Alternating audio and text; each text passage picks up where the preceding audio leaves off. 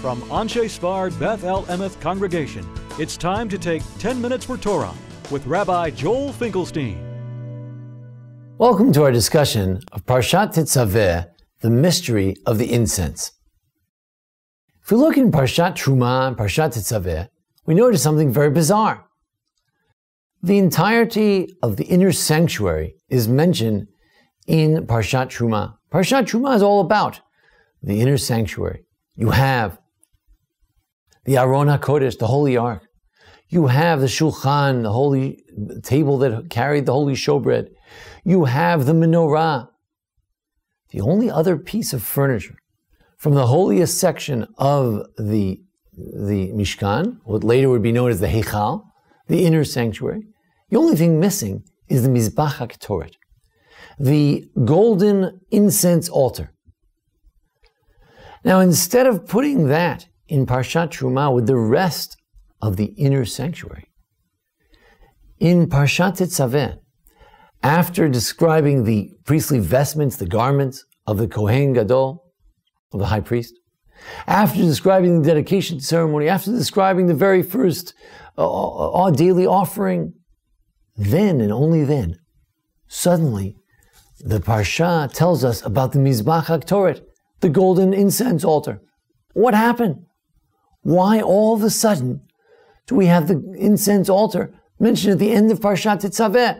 It belongs in Parshat Truma with the rest of the furniture of the inner sanctuary. What's going on? What is it all about? One of the first commentators to deal with it is the Ramban. Ramban says, it's very different. It doesn't belong with the other pieces of furniture in the holy sanctuary.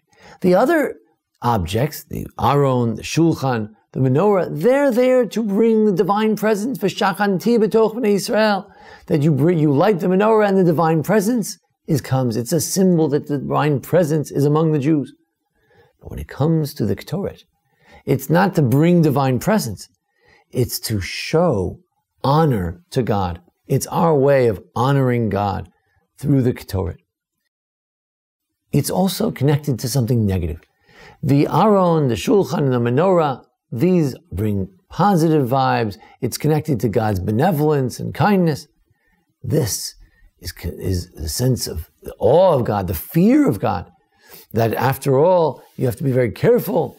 With the Ketoret is a symbol to fear and to be in awe. There's this cloud which scares you away and reminds us of the awesomeness of God and the holy sanctuary.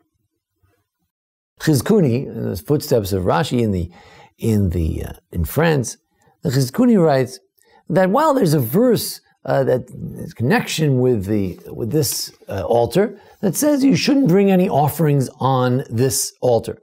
So since we talked about this altar, and you can't bring other offerings, we have to talk about the other offerings first, and then and only then can you talk about the Ketoret. An interesting technical answer. The Seforno says, because the point of the other furniture in the sanctuary is to bring down the honor of God, the glory of God, and this is to give honor to God. That's the Seforno. However, there's another answer, which is given, I think, first by a certain Maram ibn Chaviv, in his, which is quoted by the Me'am Loez, the Me'am Loez, Sephardic commentator, but it's also mentioned in the Meshech Chachma in the Ashkenazic world more recently, and their answer is as follows: that when it comes to all the other pieces of furniture, when it comes to the table, if you don't have any showbread, if you don't have a table, you can't have showbread. If you don't have a menorah, you can't light the candles. When it comes to the Ketoret, it's the place of the Ketoret altar that's most important. If you don't have a Ketoret altar, says the Rambam, you just bring the incense there anyway, without the altar. So therefore, since the place is not so important, therefore we put it at the end. This is another answer. But it's the answer of the Tzor Hamor, which I'd like to emphasize today, which I think is most amazing and tells us something about our siddur, our davening each day or each week. Tzor Hamor was exiled from Spain, exiled also from Portugal. And he says as follows. He says, number one, this is, aside from the Holy Ark, the holiest object. And therefore we begin with the holiest object, the Aron, in last week's Parsha, and we end this week's Parsha on the bookend, so to speak, the Ketoret altar, so holy. Number two, this altar is different. It doesn't simply atone. It makes you wealthy. It brings special wealth to those who bring the offerings. It makes you glad, as a pasuk in Mishlei and in Zohar, it says that the Ketoret makes you very happy. The beautiful smell, the aroma. He says also, the purpose of all of the sanctuary, of the tabernacle, was to atone for the sin of the golden calf, which we'll read about next week. You atone through it, firstly through Torah, the Holy Ark, and finally through the incense, because we know that the incense stops the plague. After the golden calf, there was a plague.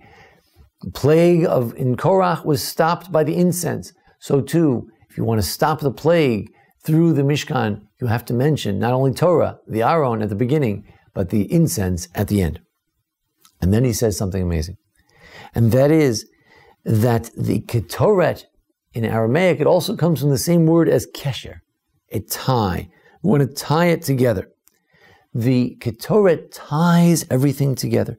It's the ultimate ending. It's a closer for this whole section about the tabernacle, because it ties everything together. It ties the heavens and the earth. As the smoke goes up from the earth to the heavens, it ties it all together. And he says that that explains why we end the service every Shabbos for all Jews, and every day for those who are Nusach Sfard, like us, the Anshe Sfard, those who have a Sephardic prayer book, or the actual Sephardic Jews. They finish every day with the Pitum HaKtoris, or in Israel, most people do it. To finish with the Ketoret, with the incense, which we talk about every day at the end of service. Why? Because that ties your whole prayer together. And it takes that prayer and it turns it into a crown for God. You take the prayer, you wrap it up with this, and it turns the prayer into a crown for God. This comes from the Zohar. The Zohar says, if people knew how holy it was to say the Ketoret, the incense, in front of God, they would take every word and they would make it a crown on their head. Something about the Ketoret is so amazing, so spectacular, that it ties around the head. And points out the Tzor HaMor, and you can see it in the verses themselves. The Ketoret is so amazing that it's only that which is taken on Yom Kippur. That incense is taken into the Holy of Holies. So the Ark, which we began with, is connected through Yom Kippur to this incense, and therefore the incense is the beginning and at the end. And that on that very holy day of Yom Kippur, we take the incense, which is so holy, and we connect it with the Ark, which as well. The idea here is that we can take the Ketoret, can take this incense, and we can tie it all together. One of the goals of Judaism is to tie heaven and earth together, to tie the physical and the spiritual. And if indeed we can make that kesher, that keter, and we can bring that beautiful incense before God, hopefully we can tie it all together and have a good ending. In these tumultuous times, let us hope that the recital of the incense each day, and the very notion of it we learn about in this parsha of the Ketoret, should tie together all of our prayers. They should be like a crown on the head of the Holy One, blessed be He. Thank you for joining us here for our discussion of Parshat Tetzave. Feel free to look at our archives for previous years, discussions of Parshiot, as well as our archival material on ASBEE.net, here at the Anshe Sfar Beth El congregation here in Memphis, Tennessee. I want to thank Jason Lefkowitz for making today's presentation possible. And we learn, of course, today, L'Zecher Nishmas, in memory, my father of blessed memory, Baruch ben Chaim Shmuel, Bernard Finkelstein of blessed memory. Thank you. This has been 10 Minutes for Torah with Rabbi Joel Finkelstein.